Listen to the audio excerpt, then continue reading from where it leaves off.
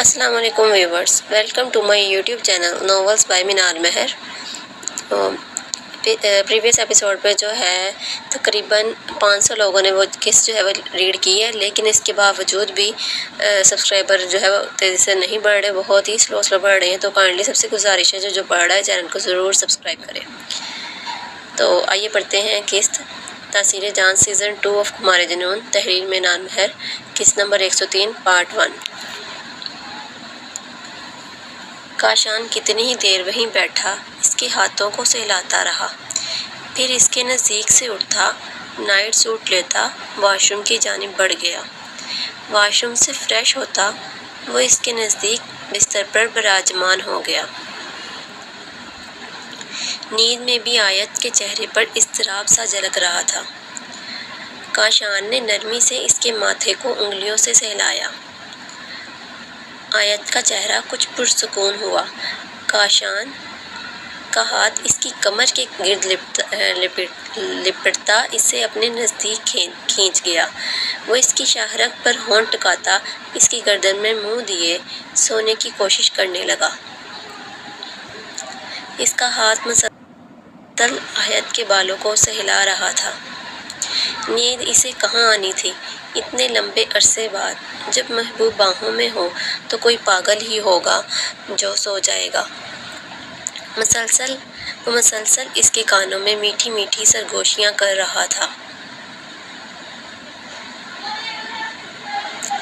ایسے ہی لیٹے لیٹے فجر کی آواز اس کے کانوں میں پڑی۔ کتنا پرسکون منظر تھا۔ اس کی محرم، اس کی محبت اس کی باہوں میں تھی، مگر اس کی ناراضگی کا سوچ کر اس کا دل ایک پل کے لیے لرزا۔ میں منا لوں گا اپنی میٹھی سی جان کو، وہ اس کے عارض کو لبوں سے چھوتا، فجر کی نماز پڑھنے کی غرض سے الماری سے کپڑے نکالتا ڈریسنگ روم کی جانب بڑھ گیا۔ بہت جلد روبرو ملاقات ہوگی می امور، مائی لو۔ وہ اس کا ماتھا چومتا کمرے سے نکلتا چلا گیا۔ وہ سیڑھیاں اترتا نیچے آیا تو ولید بھی نماز ادا کرنے کی غرض سے مسجد جا رہا تھا۔ ولید اسے دیکھ کر حیران ہوا۔ وہ کب آیا تھا؟ السلام علیکم ڈیڈ۔ کاشان اس پر سلامتی بھیجتا خود آگے بڑھ کر اس سے بغل گیر ہوا۔ وعلیکم السلام، تم کب آئے؟ ولید سپاٹ سے انداز میں بولا۔ رات کو آیا تھا، وہ ولید کی ناراضگی محسوس کرتا ہوا بولا۔ ولید ہنکار بھرتا ہوا بیرونی دروازے کی جانب مڑ گیا۔ کاشان بھی فوراً اس کے ہم قدم ہوا۔ اسی بہانے باپ کی ناراضگی دور کرنے کا موقع مل جاتا۔ سب ہی اس سے ناراض تھے، چاہے ولید ہو یا مہر۔ سب کی ناراضگی دور کرنے کے لیے پتہ نہیں اسے کتنے جتن کرنے تھے۔ صبح 7 بجے کا وقت تھا جب آیت کی آنکھ کھلی۔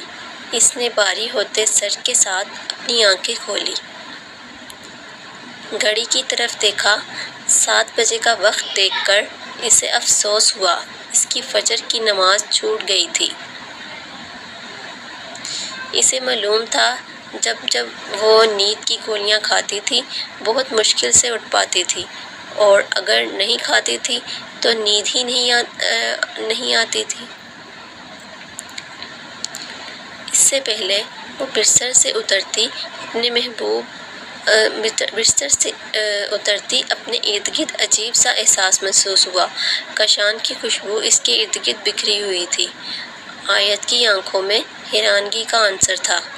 میں بھی کیا سوچ رہی ہوں، بھلا وہ یہاں کیسے آ سکتے ہیں؟ وہ لب بھینچ کر بولتی بستر سے اٹھ کھڑی ہوئی۔ الماری سے ایک سادہ سا جوڑا نکالتی وہ فریش ہونے کی غرض سے واش روم کی جانب بڑھ گئی۔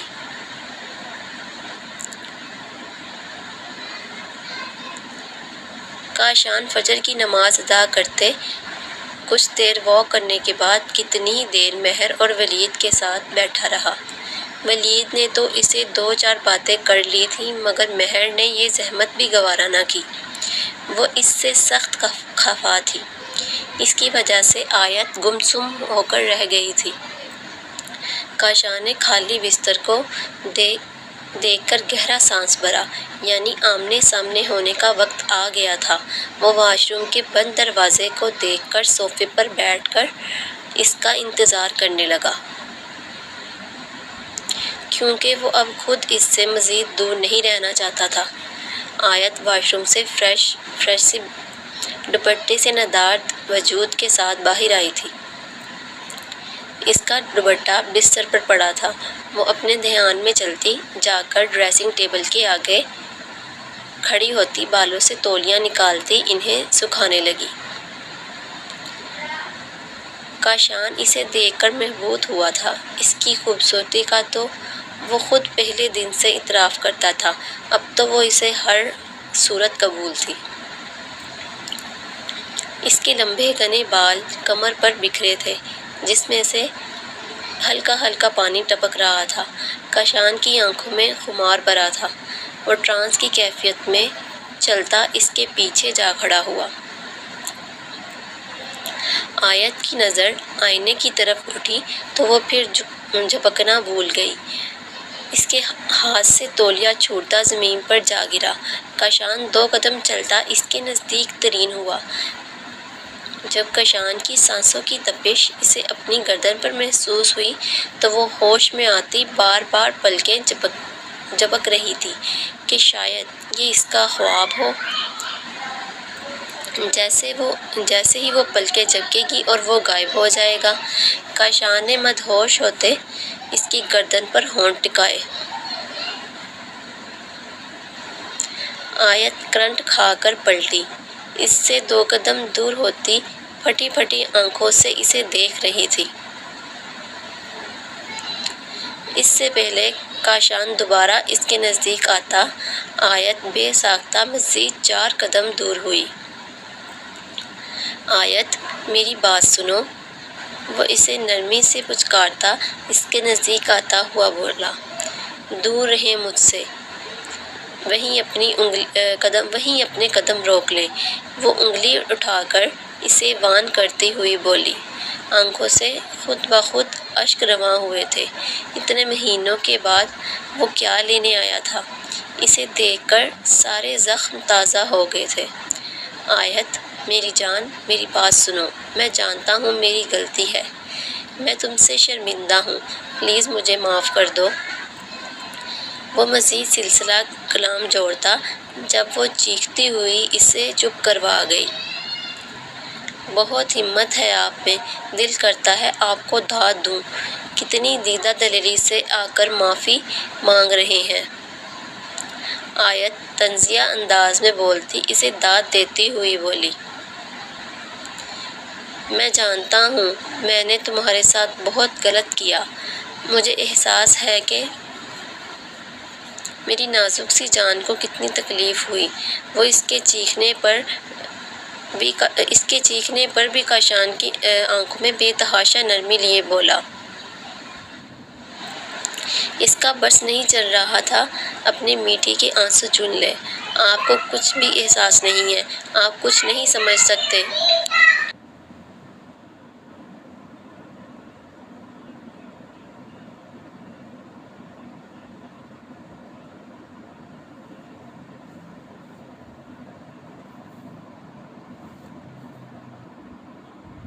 اپنے پیرنٹس کو بارہا یقین دلایا ہے کہ کاشان مجھے بتا کر گئے ہیں، مجھ سے رابطے میں ہیں، بس وہ آنا چاہ رہے ہیں پر کام کی وجہ سے نہیں آ پا رہے، اور نہ جانے کتنے جھوٹ بولے ہیں، مجھے خود بھی اندازہ نہیں ہے، کوئی نہیں سمجھ سکتا میری تکلیف۔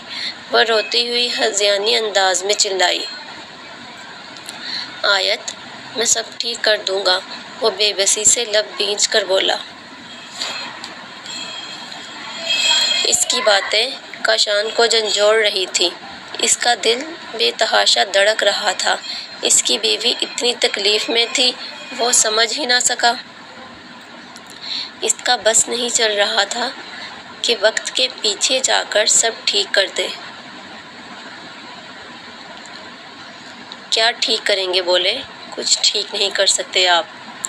میں سب جانتی ہوں آپ یہاں سے کیوں گئے تھے۔ آیت اپنے آنسو بے دردی سے صاف کرتی ہوئی بولی۔ کاشان نے الجھن بھری نظروں سے اسے دیکھا۔ اس کی باتوں کا کیا مطلب تھا؟ میں سمجھا نہیں۔ وہ واقعی اس کی بات سمجھ نہیں پایا تھا۔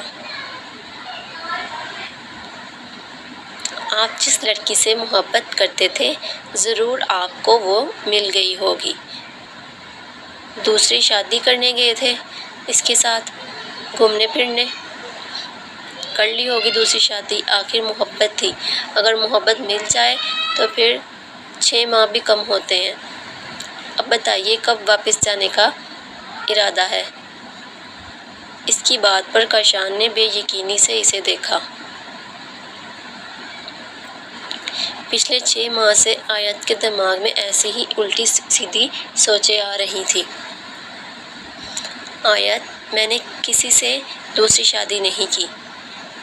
میں کیوں کروں گا دوسری شادی؟ میں تمہیں بتاتا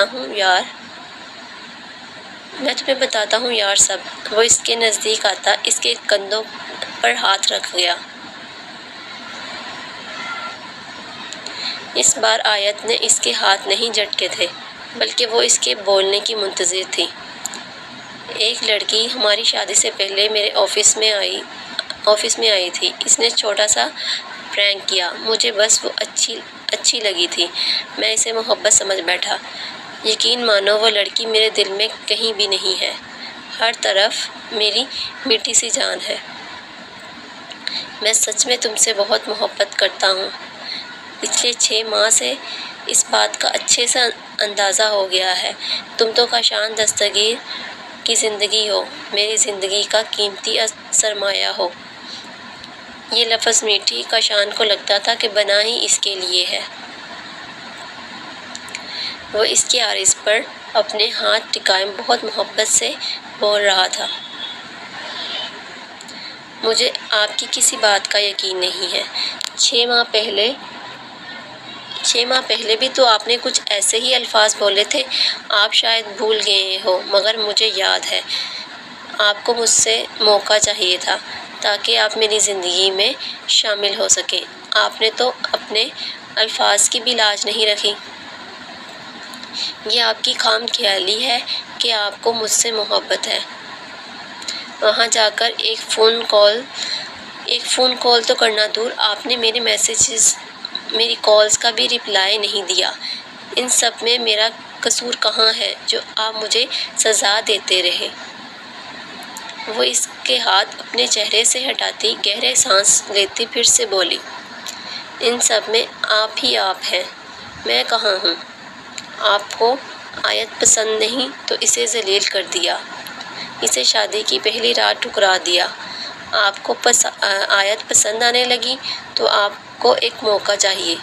آپ کو آیت سے محبت نہیں تھی تو بغیر بتائے مجھے چھوڑ کر بھاگ گئے۔ آپ کو آیت سے محبت ہو گئی تو اب آپ واپس آ گئے ہیں۔ اب مجھے یہ بتائیے اس کہانی میں آیت کہاں ہے؟ اس کی مرضی کہاں ہے؟ وہ کیا چاہتی ہے؟ اس سے آپ کو فرق کیوں نہیں پڑتا؟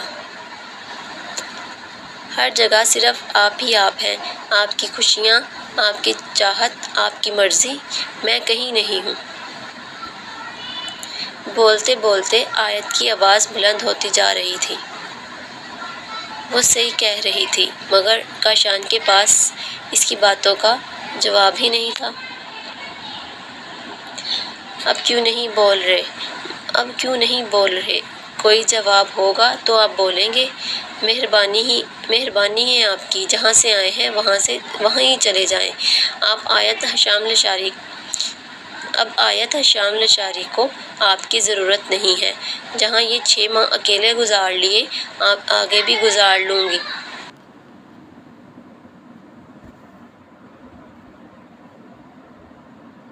بھی میرا کون سا خوشیوں پر حق ہے؟ جب دل کیا دھتکار لیا، جب دل کیا اپنا لیا، جب دل کیا ذلیل کر دیا، جب دل کیا محبت کا اظہار کر دیا۔ میں تو بے جان گڑیا ہوں، مجھے کہاں تکلیف ہوتی ہے؟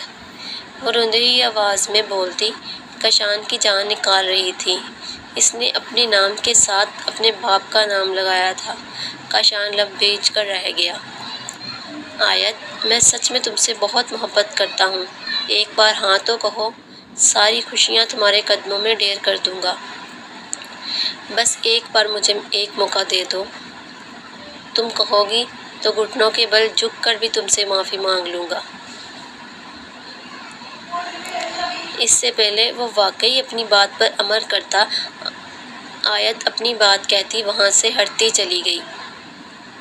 مجھے آپ سے کوئی بات نہیں کرنی، آپ کی کسی بات کا مجھ پر کوئی اثر نہیں ہو رہا، جتنا ہو سکے مجھ سے دور رہیں۔ وہ بستر پر پڑا اپنا دوپٹہ اٹھاتی دروازے کی جانب بڑھی۔ آیت، اتنی سنگ دل مت بنو، وہ پیچھے سے بے بسی کے احساس سے بولا۔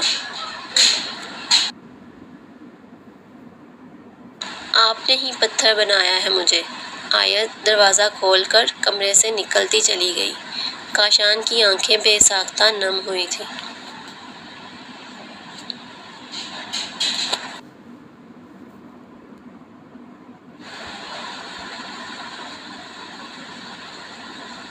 ماہر، مجھے تم سے کچھ بات کرنی ہے۔ سارا ہمت مجتمع کرتی اس کے نزدیک آئی۔ آج کل اس کے مزاج ہی نہیں ملتے تھے۔ وہ ہر کسی کو کاٹ کھانے کو دوڑتا تھا۔ وہ پہلے بھی سنجیدہ مزاج اور کم گو تھا، مگر اب تو غصہ سدا اس کی ناک پر دھرا رہتا تھا۔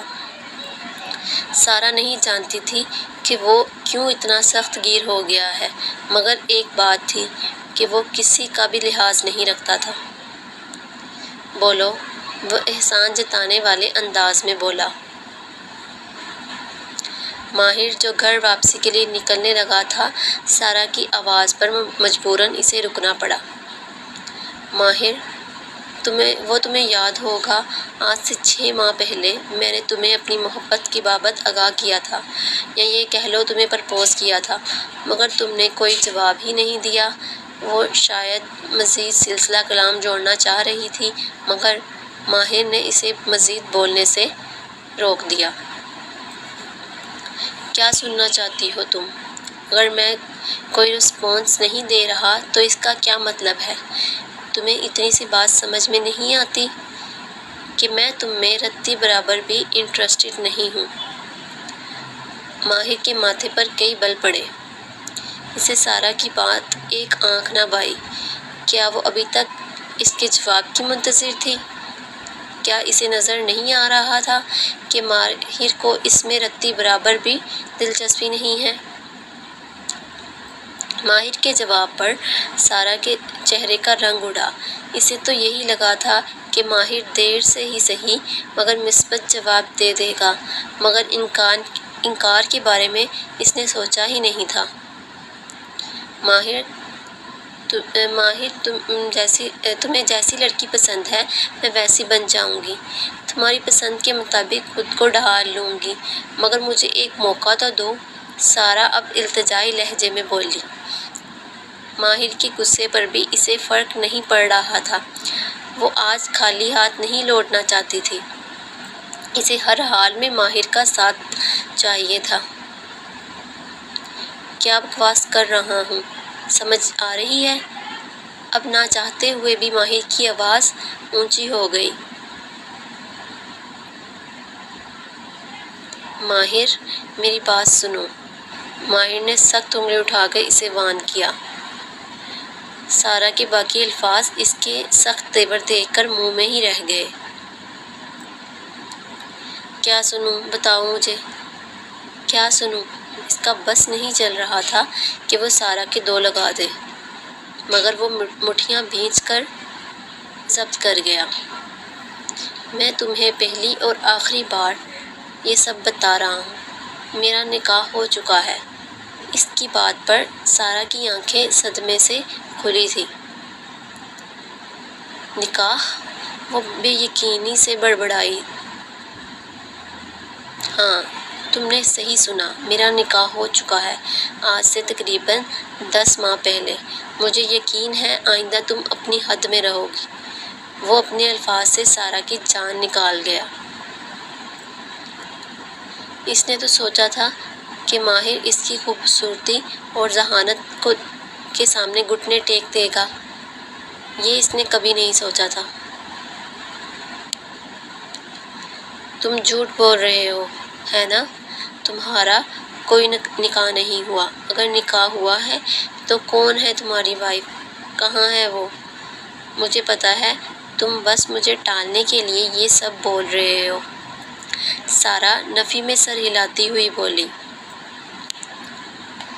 کوئی جھوٹ نہیں ہے، میرا نکاح ہو چکا ہے، میری بیوی اور کوئی نہیں عروش ہے، سنا تم نے؟ اور اگر یقین نہیں آ رہا تو نکاح نامے کی کاپی تمہیں بھجوا دوں گا۔ اس قابلہ فضول کا ڈرامہ ماہر کو ایک آنکھ نہ بھایا۔ عروش اسے یقین ہی نہیں آ رہا تھا۔ ہاں عروش ماہر لشاری میری بیوی ہے، وہ اس کی بات کاٹتا ہوا بولا۔ مگر تم نے کبھی بتایا نہیں، وہ ابھی بھی بے یقین تھی۔ مگر اب بتا رہا ہوں نا تو تم سمجھ جاؤ، وہ لاپرواہی سے بولا۔ اس وقت اسے سارا زہر سے بھی زیادہ بری لگ رہی تھی۔ مجھے پتا ہے یہ نکاح تم نے اپنی مرضی سے نہیں کیا ہوگا، ضرور کوئی مجبوری ہوگی۔ مجھے اس بات پر کوئی اعتراض نہیں ہے، میں تمہاری دوسری بیوی بننے کے لیے بھی راضی ہوں۔ اس کی باتیں ماہر کے غصے کو ہوا دے رہی تھی۔ کیا بکواس کر رہی ہو؟ میں کیوں کروں گا تم سے شادی؟ اور تمہیں کس نے کہا کہ عروش سے نکاح میرے لیے مجبوری ہے؟ مجبوری نہیں ہے عروش ماہر لشاری، محبت ہے میری، سمجھی تم؟ اور مجھے لگتا ہے تمہاری پریکٹس کے لیے 6 ماہ بہت ہیں، اب تم یہاں سے جا سکتی ہو، مزید تمہیں یہاں آنے کی ضرورت نہیں ہے۔ جتنا میں سکھا سکتا تھا تمہیں سکھا چکا ہوں، اب مزید کچھ نہیں ہے سیکھنے کو۔ ماہر اسے دو ٹوک جواب دیتا وہاں سے نکلتا چلا گیا۔ پیچھے سارا غصے سے پیچوتاب کھاتی رہ گئی۔ ماہر اسے ریجیکٹ کر کے گیا تھا، یہ بات اسے ہضم نہیں ہو رہی تھی۔ باسل کی سنگت میں پارسا دن بدن نکھرتی چلی جا رہی تھی۔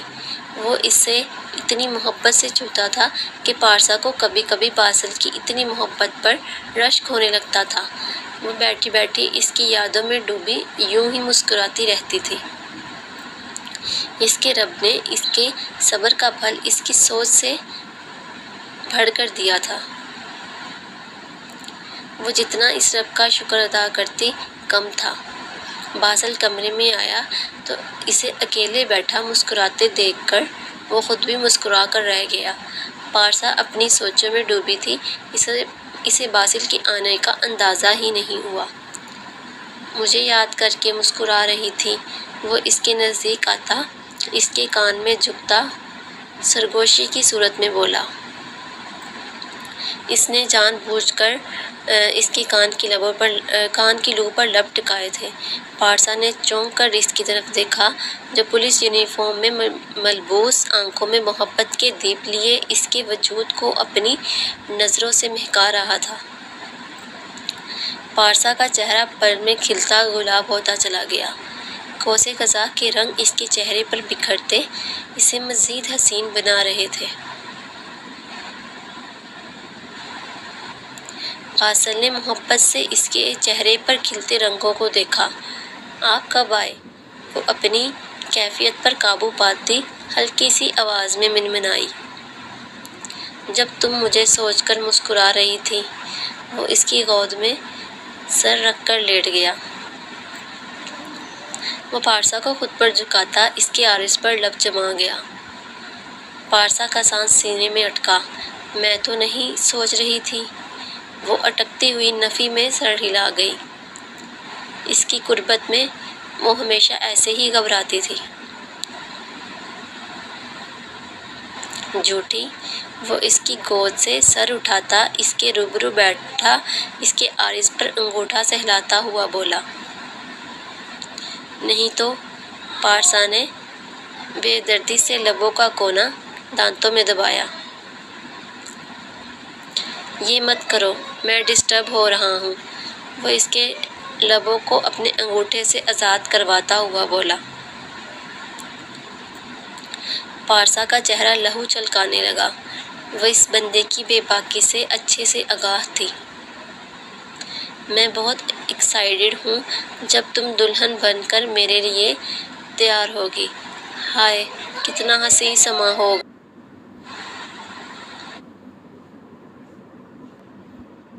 دلکشی سے مسکرایا تھا۔ اس نے بے ساختہ اس کے عارض پر ہاتھ جماتے اس کے ماتھے پر لب ٹکائے تھے۔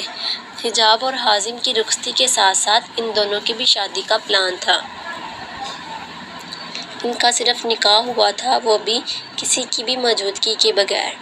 تو سب کا یہی فیصلہ تھا کہ حازم کے ساتھ ساتھ ان کی بھی شادی کر دی جائے۔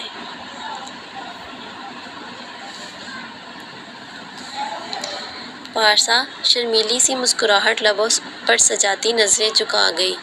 ہائے، جب تم ایسے شرماتی ہو، چین قرار لوٹ لیتی ہو، وہ اس کی ٹھوڑی کو اپنے لبوں سے مہکاتا ہوا بولا۔ جا کر چینج کر لیں پہلے۔ پہلے اپنی انرجی کی ڈوز تو لے لوں۔ وہ شرارت سے بولتا اس کے چہرے پر جھکتا چلا گیا۔ پارسا بے ساختہ پیچھے ہوتے بیڈ پہ گرتی چلی گئی۔ باسل مزید شیر ہوتا اس کے ارد گرد ہاتھ جماتے اس کے چہرے کو جا بجا اپنے لمس سے مہکانے لگا۔ اچھے سے اس کا سانس سینے میں اٹکاتے وہ ذرا سا پیچھے ہوتا اسے اپنی خمار بھری نگاہوں سے دیکھنے لگا۔ وہ اس کی شہرک پہ ہونٹ رکھتا بستر سے اٹھتا فریش ہونے کی غرض سے واش روم کی جانب بڑھ گیا۔ پیچھے پارسا اپنی دھڑکنوں کو شمار کرتی رہ گئی۔ اور یہ والا طریقہ صحیح لگا تو بتا دیجیے گا۔ اس طرح سے جو ہے اگر آپ لوگوں کو یہ لگتا ہے یہ زیادہ سلو چل رہی ہے یا زیادہ فاسٹ چل رہی ہے تو آپ اس کو اپنے